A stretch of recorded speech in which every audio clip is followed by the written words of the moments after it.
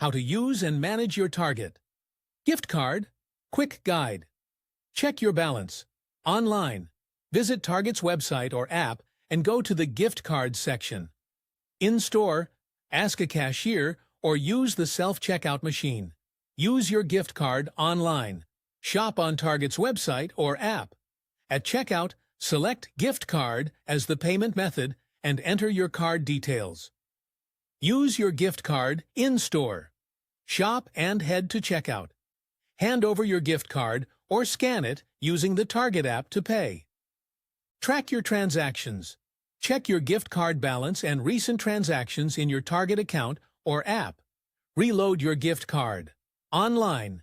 Add funds through Target's website. In-store. Reload at any Target register. Returns and refunds.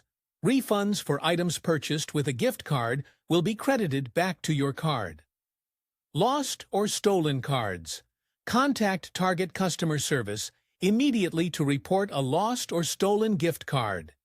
With these simple steps, you can easily manage and use your Target gift card for all your shopping needs.